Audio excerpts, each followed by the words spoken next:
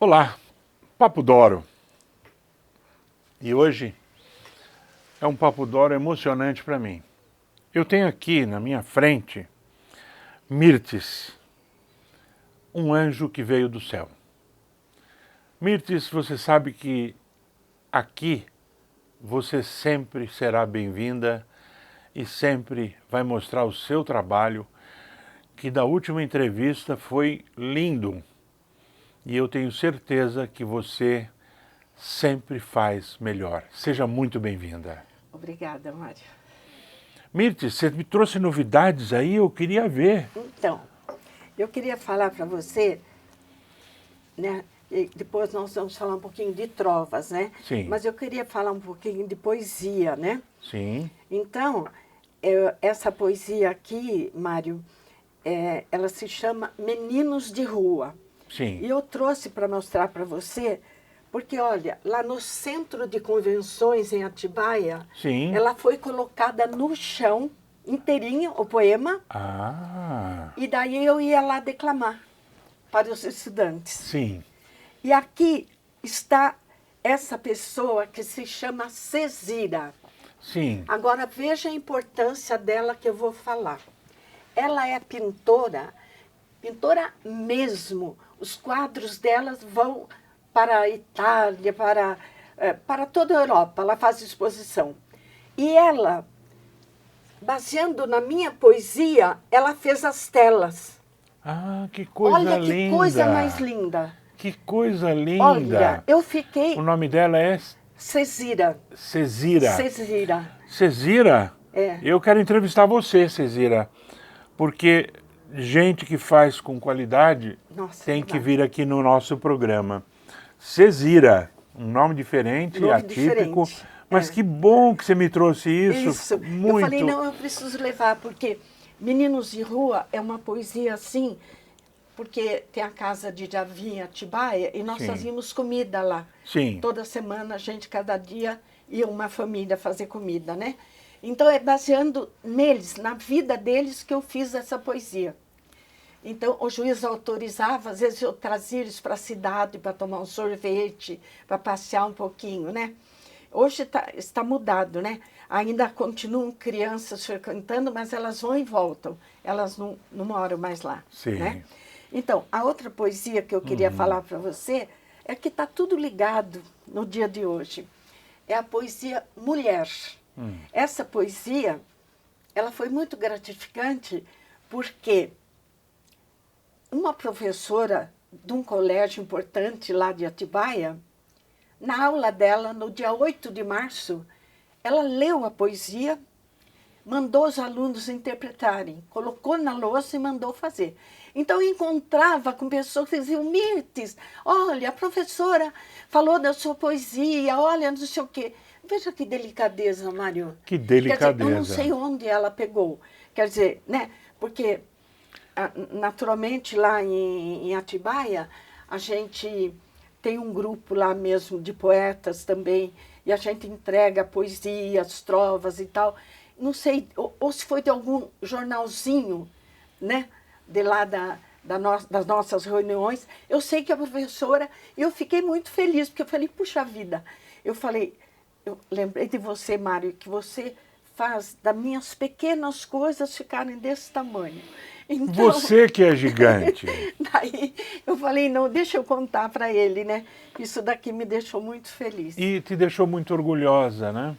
De ver que o trabalho que você faz, com essa dedicação, com esse amor, Tão simples e... tão né? simples, aparentemente simples, e toca as pessoas. Que bom, né?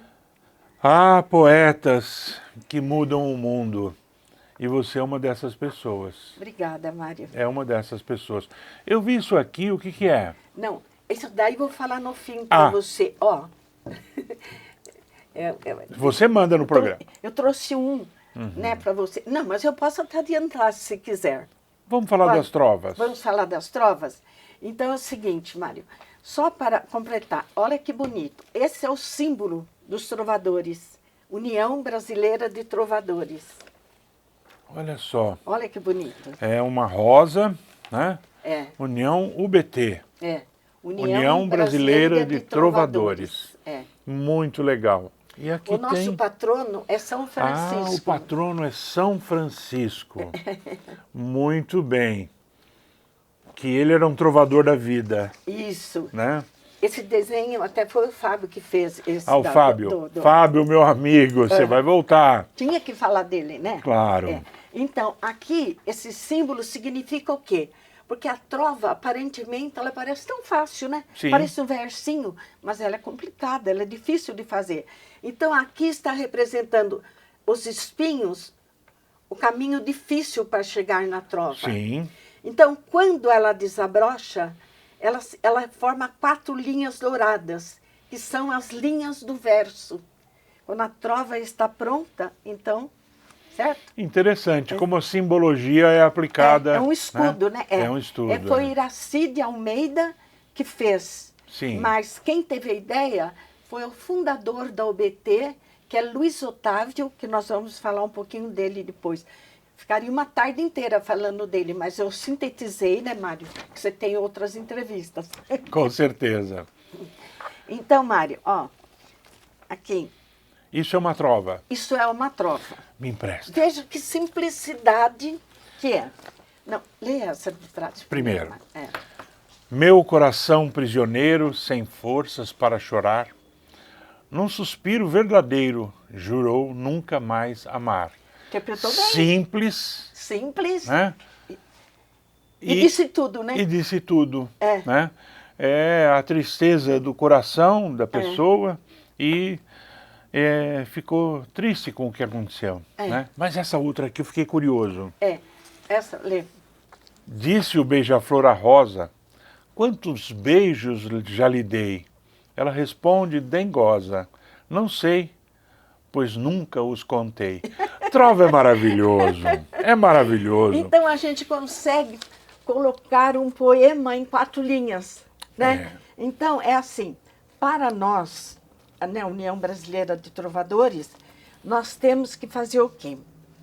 Nós temos que usar o 7-silábico, quer dizer, depois eu vou contar com você. Então, o 7-silábico parece, nossa, 7-silábico. Batatinha quando nasce é 7-silábico. Sim. Batatinha quando na. Então, todo verso tem que ter a 7ª tônica. Entendi. Certo?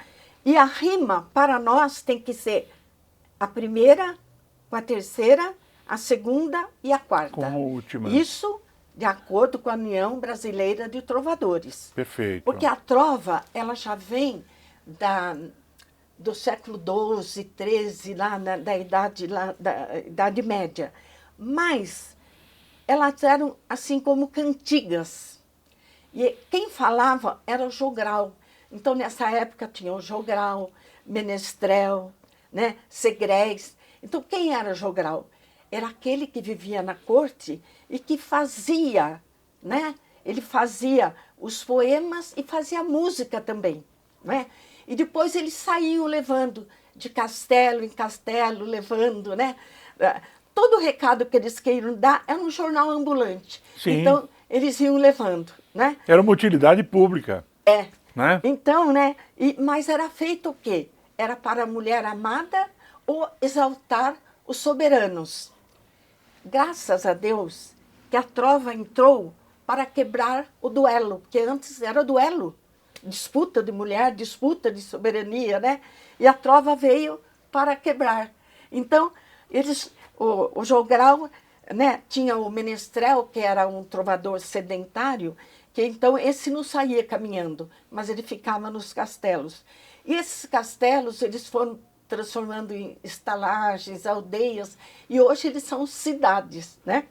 Então, e nós, graças a Gutenberg, não precisamos mais de caminhar pela estrada, né? Nós temos na imprensa. Então, esse daqui, por exemplo, essa trova, olha, eu posso, numa trova, usar pontuação quantas eu quiser. Ela não faz parte da trova, mas ela deixa a trova mais bonita. Por exemplo, essa daqui. Olha, eu coloquei reticência, eu coloquei exclamação, certo? Então, é o que eu digo, mas tanto essa como essa tem o mesmo valor. Porque qual é a característica da trova? Simplicidade, sonoridade, facilidade de memorização. Então, elas são assim literárias e populares. Populares, elas atingem todas as camadas da sociedade, até as mais simples, não é? Pelas características. Tem gente, por exemplo, que entra lá para fazer, né, junto lá, para assistir a aula de trovador, fazer parte lá, e não consegue entender que ela não é erudita. Não precisa de erudição. Não precisa. A característica dela é a simplicidade. A simplicidade. Então, como que ela nasceu? Né? Que ela veio lá de trás, então ela já tem mais de 900 anos, foi muito cultivada pelos reis Afonso de Aragão e Ricardo Coração de Leão. Durante 200 anos, ela foi muito, muito, muito cultivada. E ela chegou aqui no Brasil com as caravelas, né? Então, nós tivemos a felicidade de um dentista chamado Gilson de Castro. Hoje, ele tem o pseudônimo de Luiz Otávio, que ele fundou a União Brasileira de Trovadores. Não foi só ele. A ideia foi ele, e ele lançou um livro, Meus Irmãos Trovadores. Daí começou a trova a caminhar e a se deslanchar, né? Daí depois ele fez os Jogos Florais lá no Rio de Janeiro. Então foi o primeiro a fazer os Jogos Florais.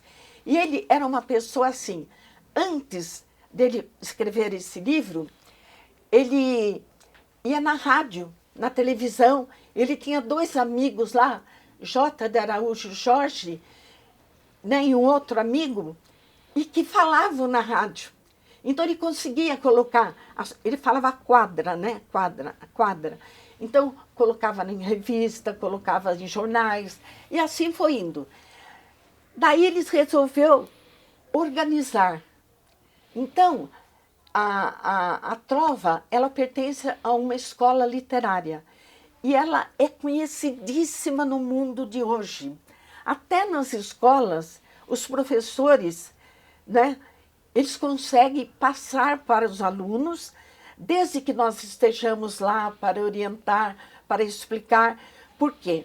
Na Idade Média, era tudo assim, ó. Eu vou dar uma definição de trova do Luiz Otávio, mas tem várias definições, muito parecidas. A dele é assim: trova é um poema 7-silábico, sem título, com 4 versos, e com mensagem completa, sentido completo. Então, para ele, é isso. Então, é um poema, tá vendo? Sem título. Por que você fala? Mas por que sem título? Você viu que aqui não tem. Não tem, mas ele se explica. Isso. É? Porque o que acontece? Nos concursos, eles dão o título, o tema, chama tema. E daí nós fazemos. Então, Mário, olha, veja que coisa linda.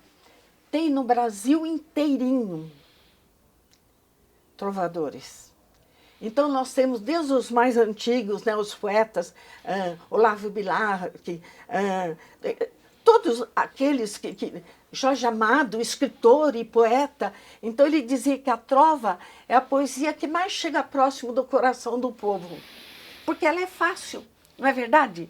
Porque se for uma coisa muito extensa, é difícil de guardar. Mas a trova, Mirtes, você deu uma aula aqui, mas sabe quem é? Sabe quem é que deu aula aqui, senhores? Foi a Mirtes. Magistério, Administração Escolar, Pedagogia, graduada em Direito, ex-presidente da UBT estadual, presidente da UBT Seção Atibaia, membro da ASES, ASES maravilhosa. Maravilhosa. Autora de livro Crônicas, além de Arco-Íris, dos livros Literatura Infantil e Lagoa Encantada. É declamadora e palestrante, outras atividades como pintura em tela e restauração de imagens, que já apresentou isso aqui no programa. Mirtes, eu vou fazer uma coisa diferente com você. Sim. Você deu uma aula aqui para nós de trovas. Ah, eu quero escrever poesia, eu quero escrever trovas. Aprenda. Acabou de receber uma aula. Até o próximo programa.